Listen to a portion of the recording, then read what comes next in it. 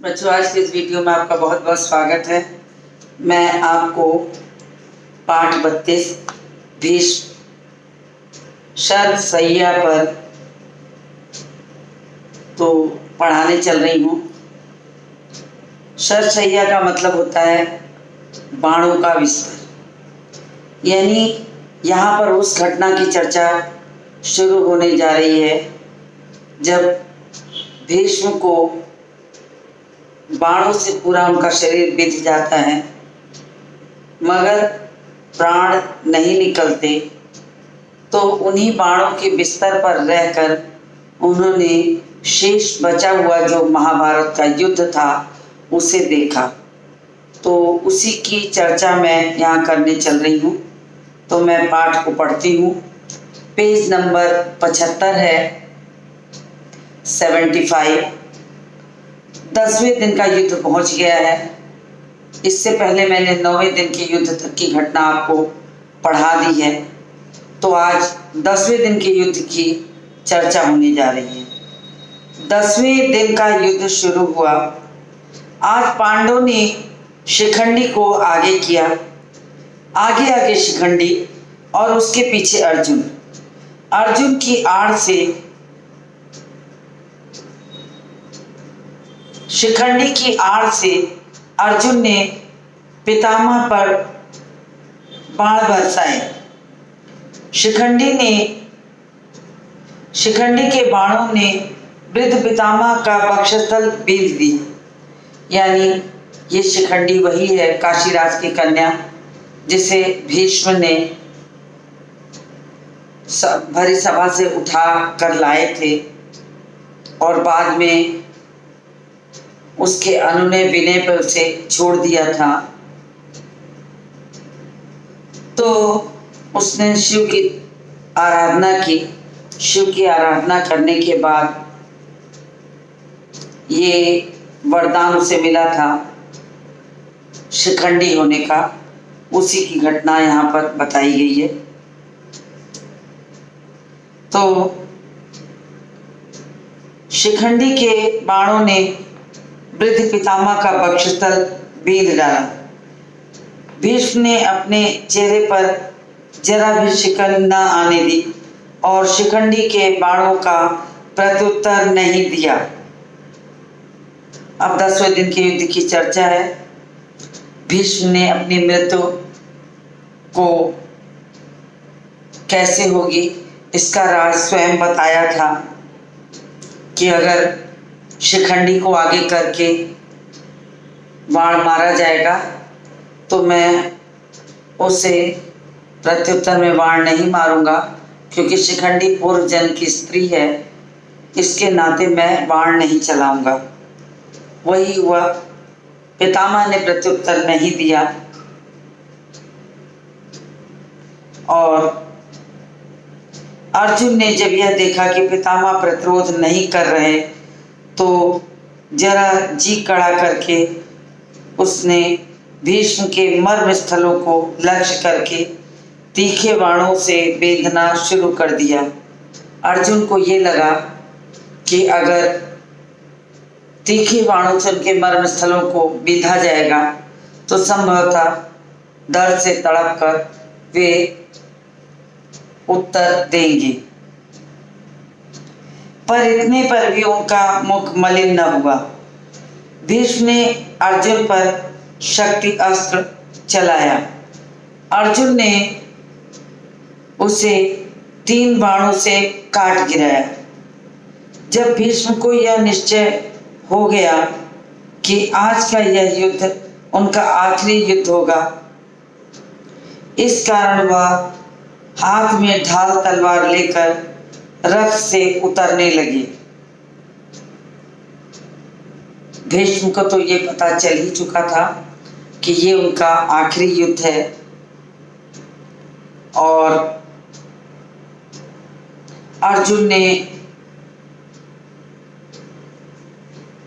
भीष्म ने अर्जुन पर शक्ति अस्त्र चलाया। अर्जुन ने उसे 3 बाणों से काट गिराया। अब भीष्म को यह निश्चय हो गया था कि आज के दिन का युद्ध उनका आखिरी युद्ध है। ढाल तलवार लेके वे रथ से उतरने लगे। अर्जुन का बाण बरसाना जारी था। उसके बाणों ने पितामह के शरीर में उंगली भर रखने की जगह न छोड़ी, अर्थात इतने बाण अर्जुन ने बरसाए कि उनका पूरा शरीर बाणों से बिंध गया, कहीं एक उंगली भर भी जगह न शेष बची। पितामह के सारे शरीर में बाण ही बाण घुस गए। ऐसी अवस्था में भीष्म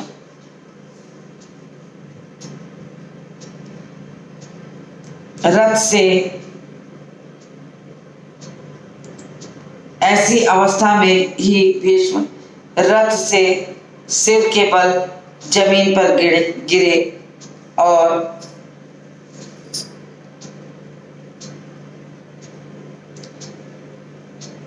भीष्म गिर तो गए, लेकिन उनका शरीर भूमि पर नहीं लगा। इसलिए नहीं लगा क्योंकि उनके पूरे शरीर में बाण बिंध गए थे और उनका पूरा शरीर बाणों से इस तरह छिद गया था कि उसी के ऊपर जाकर जब वो जमीन पे गिरते हैं तो पूरा शरीर उनका उसी पर जाकर टिक जाता है। उनका शरीर भूमि से नहीं लगा। सारे शरीर में जो बाण लगे हुए थे वे एक तरफ से घुसकर दूसरी तरफ निकल आए थे, लेकिन शरीर जमीन पर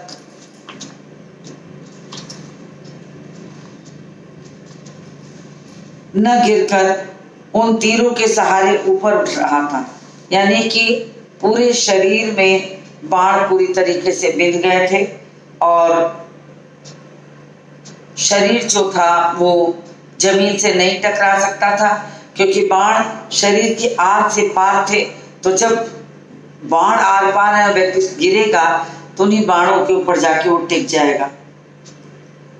तो पितामह जो थे अर्जुन से बोले कि बेटा अर्जुन, मेरे सिर के नीचे कोई सहारा नहीं है, वो लटक रहा है, कोई ठीक सा सहारा तो लगा दो। यानी बदन जो था वो तीरों पर बाणों के ऊपर बिठा था और सर ऐसे पीछे की ओर लुढ़का हुआ था। तो भीष्म ने अर्जुन से आग्रह किया कि उस पर कोई सहारा दे दो तकिए की तरह। भीष्म ने ये वचन उसी अर्जुन से कहे जिसने अभी अभी प्राणहारी बाणों से उनको बींध डाला था। भीष्म का आदेश सुनते ही अर्जुन ने अपने तरकस से 3 बाण निकाले और पितामह का सिर उनकी नोक पर रख दिया, उनके लिए उपयुक्त तकिया बना दिया। अब जब सिर उनका लटक रहा था और भीष्म ने अर्जुन से सहारा मांगा कि मेरे सिर को सहारा दे दो, तो अर्जुन ने 3 बाण एक साथ चलाए जो त्रिभुज के आकार में बनकर उनके ठीक सिर के नीचे लगे, जिस पर उनका सिर टिक गया और तकिया जैसा बन गया। उनका जो लटकता हुआ सिर था उसको सहारा मिल गया। भीष्म बोले, हे राजागण, अर्जुन ने मेरे लिए जो सिरहाना बनाया है उसी से मैं प्रसन्न हूँ। अभी मेरा शरीर त्याग करने का उचित समय नहीं हुआ है, अतः सूर्य नारायण के उत्तरायण होने तक मैं यही ऐसे ही पड़ा रहूंगा। यानी सूर्य जो था दक्षिणायन में था और उत्तरायण होने की प्रतीक्षा में भीष्म ने प्राण नहीं त्यागे। उन्हें इच्छा मृत्यु का वरदान था, तो वे जब सूर्य उत्तरायण में आता तब उन्होंने अपने प्राण त्यागने का निश्चय किया था। तो कहा कि मैं इसी प्रकार इस पर लेटे लेटे शेष बचे 8 दिन के युद्ध को देखूंगा। फिर उन्होंने कहा, आप लोगों में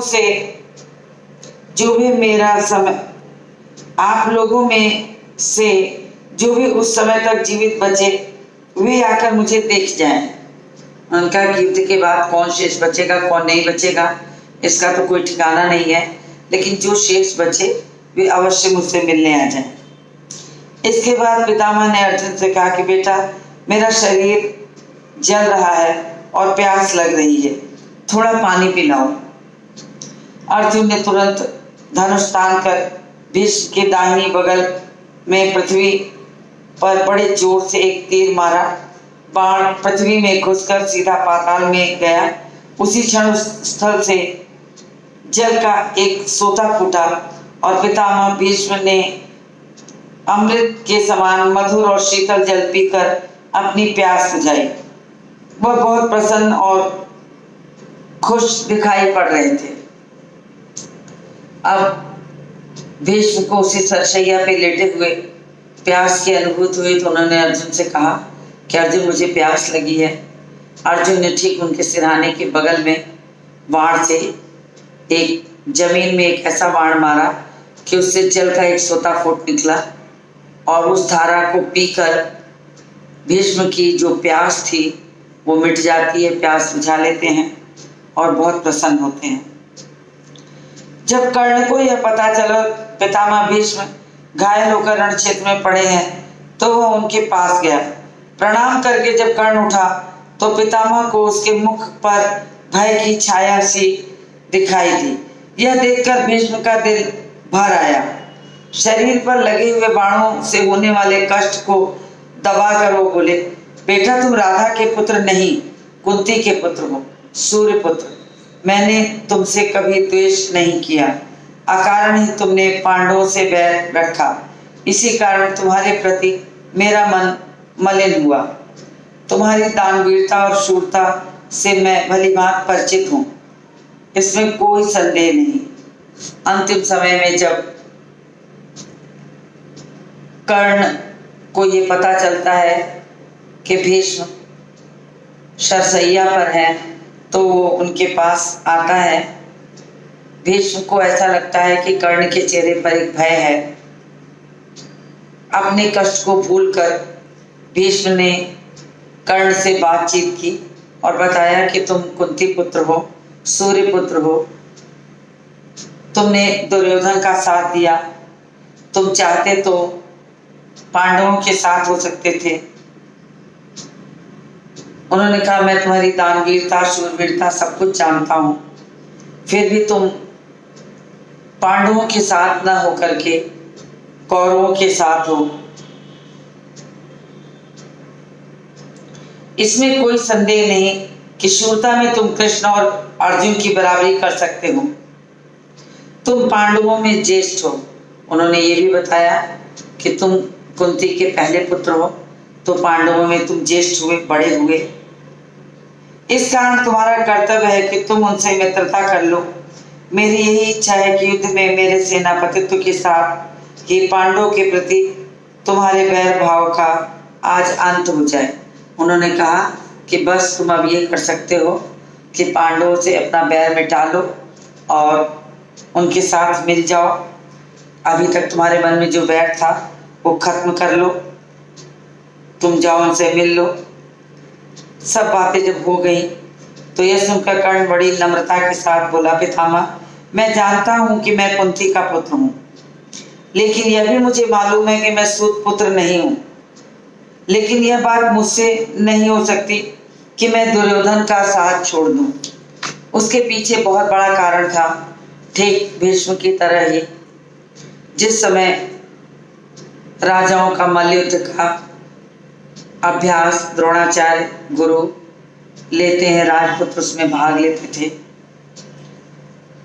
उस समय जब कर्ण उस युद्ध में प्रतियोगिता में भाग लेना चाहता है तो उसे ये कहा गया कि ये खेल, ये प्रतियोगिता बराबर वालों की है, या तो कोई राजा ले या तो इस वंश का हो। तो उसी समय दुर्योधन ने कर्ण को अंग देश का राजा बनाया था, जिसका एहसान जीवन पर्यंत कर्ण ने उतारा और जीवन भर उस एहसान को उसने माना। तो उसने कहा कि नहीं, ये नहीं हो सकता, अब कर्ण को छोड़कर मैं नहीं जा सकता। कर्ण कहते कि मैं अब दुर्योधन को छोड़कर किसी तरह भी नहीं जा सकता।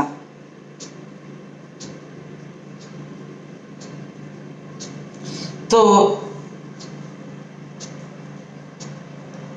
उन्होंने कहा कि अब मैं दुर्योधन का साथ छोड़ दूं और उनके शत्रु से जा मिलूं। मेरा कर्तव्य यही है कि मैं दुर्योधन के पक्ष में रहकर युद्ध करूं। उन्होंने कहा कि ये संभव नहीं है, अब तो मेरा कर्तव्य है कि मैं दुर्योधन के साथ ही रहकर युद्ध करूं। आप कृपया मुझे इस बात की अनुमति दें कि मैं दुर्योधन की तरफ से लड़ूं। मैंने जो कुछ किया या कहा उसमें जितने दोष हैं उसके लिए मुझे क्षमा कर दें। यानी कि अंतिम समय में कर्ण ने भीष्म पितामह से अपने द्वारा कही हुई पुरानी बातों को लेकर क्षमा मांगी कि अगर मैंने कभी कुछ इस तरह के शब्दों का प्रयोग करके कुछ कहा हो तो आप मुझे क्षमा करें। भीष्म पितामह से आशीष पाकर कर्ण बहुत प्रसन्न हुआ। रथ पर चढ़कर युद्ध क्षेत्र में जा पहुंचा। कर्ण को देखते ही दुर्योधन आनंद के मारे फूल उठा। भीष्म के विछोह का जो दुख उसके लिए दुस्सह सा प्रतीत हो रहा था, अब कर्ण के आ जाने से किसी तरह उसे भूल जाना उसके लिए संभव मालूम हुआ। भीष्म पितामह की मृत्यु दुर्योधन के लिए बहुत बड़ा आघात था। वो जानता था कि भीष्म ही एकमात्र ऐसे योद्धा हैं जिनके बल पर पूरी कौरव सेना टिकी हुई थी। जब भीष्म के जाने के बाद जब पांडव से युद्ध करने के लिए कर्ण मैदान में आता है, तब दुर्योधन को कुछ कष्ट कम हो जाता है कि चलो कम से कम भीष्म की जगह उन्हें दुर्योधन का साथ मिल गया, दुर्योधन को कर्ण का साथ मिल गया। तो दुर्योधन बहुत प्रसन्न होता है कि चलो कम से कम कर्ण तो आया। दुर्योधन और कर्ण इस बारे में सोच विचार करने लगे कि अब सेनापति किसे बनाया जाए। रीत से द्रोणाचार्य का सेनापति पद का पर अभिषेक हुआ। भीष्म के जाने के बाद द्रोणाचार्य को सेनापतित्व मिला, सेनापति का पद दिया गया। द्रोणाचार्य ने 5 दिन तक कौरवों की सेना का संचालन करते हुए घोर युद्ध किया। यद्यपि अवस्था में वह बूढ़े थे, फिर भी सात्यकी, भीम, अर्जुन, धृष्टद्युम्न, अभिमन्यु, द्रुपद, काशीराज आदि सुविख्यात वीरों के विरुद्ध द्रोणाचार्य अकेले ही भिड़ जाते थे। यानी तमाम वीरों में सर्वश्रेष्ठ वीर कहलाने वाले द्रोणाचार्य थे, जिन्होंने सात्यकी, भीम, अर्जुन, धृष्टद्युम्न, अभिमन्यु, द्रुपद, काशीराज सभी से युद्ध किया। एक एक को खदेड़ देते थे। 5 दिन उनके हाथ पांडवों की सेना बहुत सताई गई।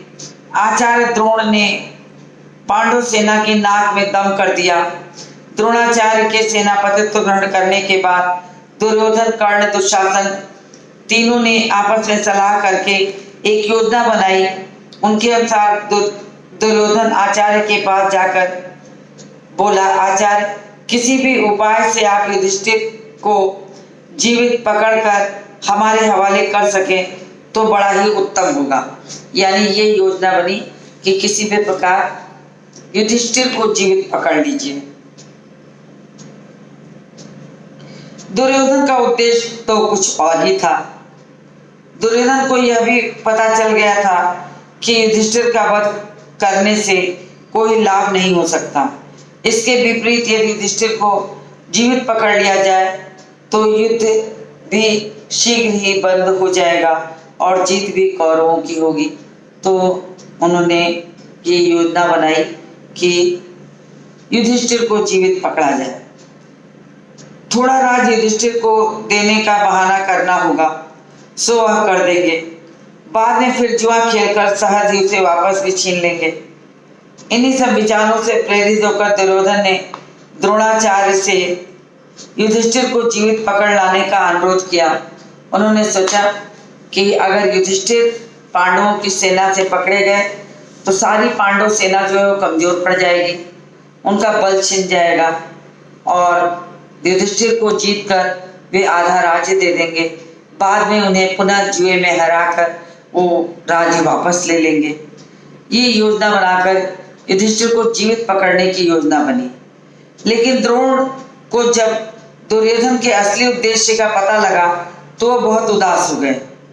इससे उनके मन में दुर्योधन के प्रति बहुत घृणा उत्पन्न हो गई।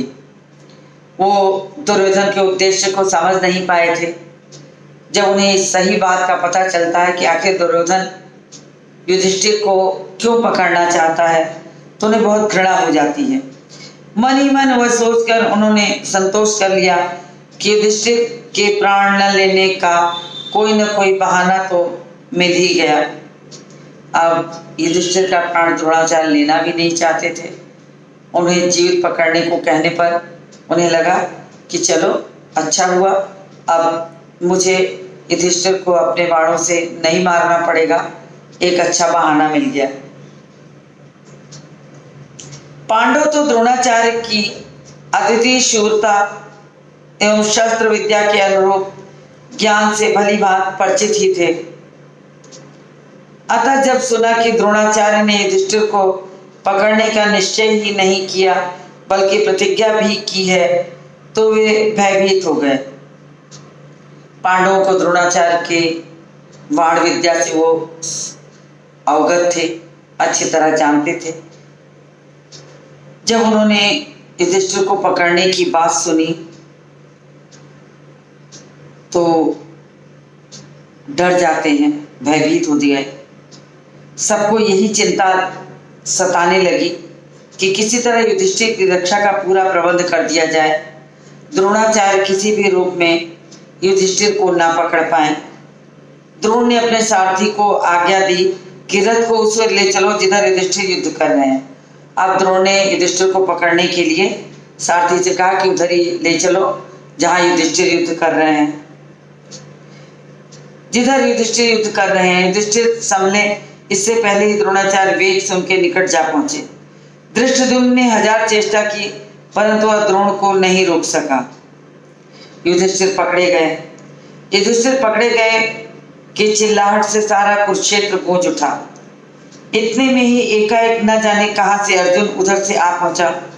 अर्जुन ने गांडीव से बाणों की ऐसी अविरल बौछार की कि कोई देख ही नहीं पाता था कि कब बाण धनुष पर चढ़ते और कब छूटते। कुरुक्षेत्र का आकाश बाणों से भर गया। इस कारण सारे मैदान में अंधेरा सा छा गया। अब युधिष्ठिर को पकड़ने का शोर शराबा पूरे युद्ध क्षेत्र में फैल गया कि युधिष्ठिर पकड़ लिए गए। चारों ओर से सब लोग मिलकर युधिष्ठिर को बचाना चाहते थे परंतु संभव नहीं हुआ। अचानक अर्जुन पहुंचते हैं। उन्होंने अपने गांडी से ऐसे बाणों की बौछार की कि पूरा मैदान जो था अंधकारमय हो गया बाणों की वर्षा से। अर्जुन के हमले के कारण द्रोणाचार्य को पीछे हटना पड़ा।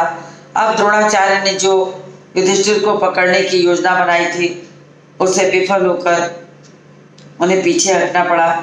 युधिष्ठिर को जीवित पकड़ने का उनका प्रयत्न विफल हो गया और उन्होंने जो सोचा था कि युधिष्ठिर को वो जीवित पकड़ लेंगे, उनकी ये योजना जो थी अधूरी रह गई, पूरी नहीं हो पाती है।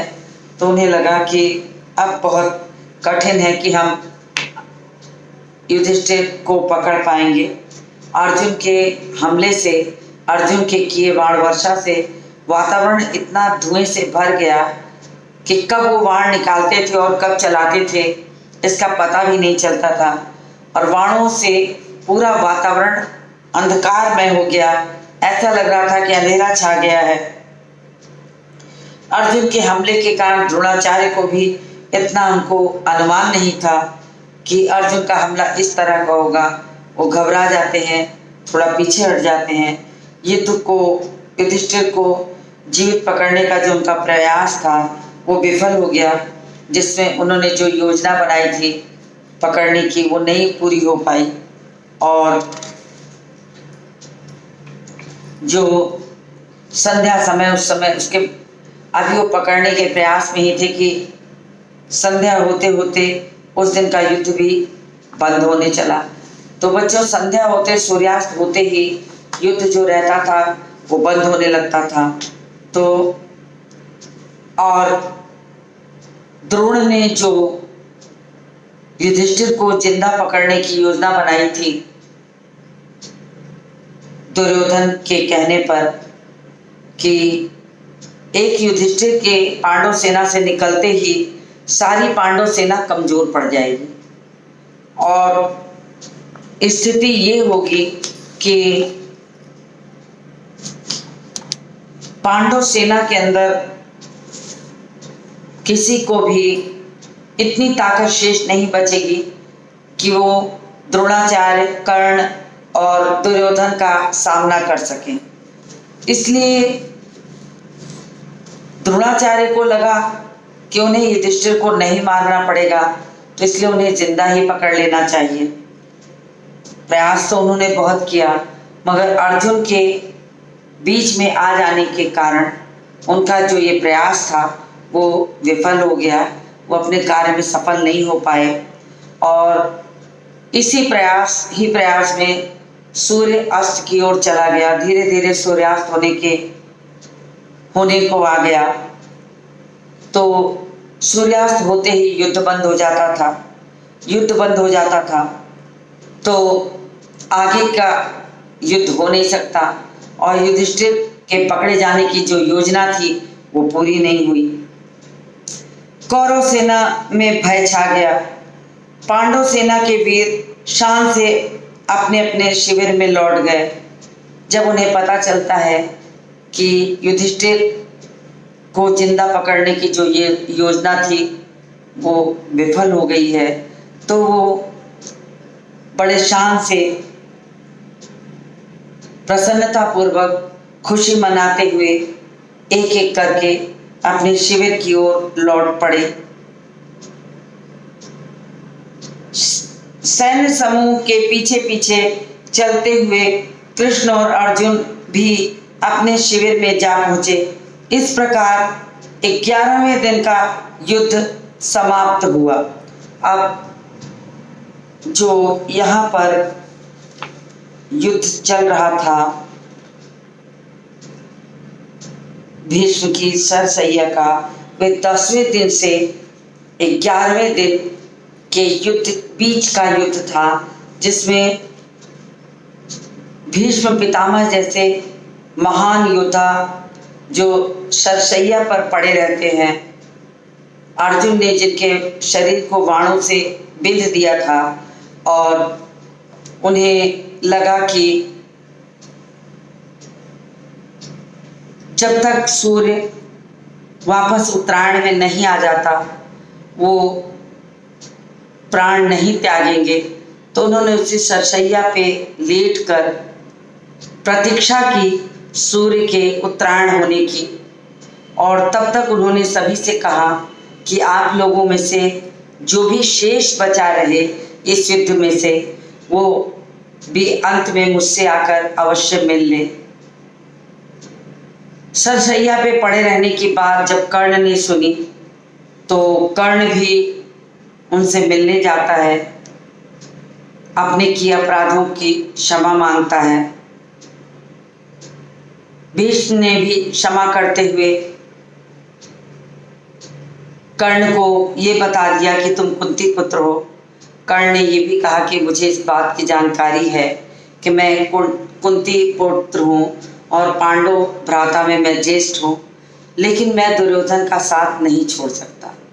किसी भी रूप में मुझे दुर्योधन का साथ देना ही पड़ेगा, क्योंकि ऐसे आड़े वक्त में दुर्योधन ने मेरी सहायता की थी कि मैं जीवन पर्यंत भी उस एहसान को उतारना चाहूँ तो नहीं उतार सकता। इसलिए कुछ भी हो मैं दुर्योधन का साथ नहीं छोड़ सकता। तो इस तरीके से देखा जाए तो भीष्म जैसे योद्धा की सरसैया पे पड़े जाने पर लगभग जो युद्ध था वो निर्णय की ओर जा रहा था, कौरव और पांडवों का युद्ध। लेकिन दुर्योधन को ये पता था कि अभी उनके पास कर्ण जैसा वीर है, वो चाहेंगे तो इस युद्ध को जीत सकते हैं। तो भीष्म के सरसैया पर पड़े रहने का जो दुख था, कर्ण के आ जाने से वो कम हो जाता है। उन्हें लगता है कि अब भीष्म नहीं है तो कर्ण जरूर उनके साथ है। तो इस तरह से 11 दिन का युद्ध जो था वो पूर्ण हो गया। तमाम वीर मारे गए। कर्ण और द्रोणाचार्य अभी महान वीरों में विशेष रूप से शेष बचे हैं, जिनकी मृत्यु आगे के युद्धों में दिखाई जाएगी। आगे जो 12वें 13वें दिन के आगे का जो युद्ध है उसमें बताया जाएगा। तो आज मैं इस वीडियो को यहीं समाप्त करती हूँ और इसके आगे के पाठ को लेकर मैं मिलती हूँ आपसे अगले वीडियो में।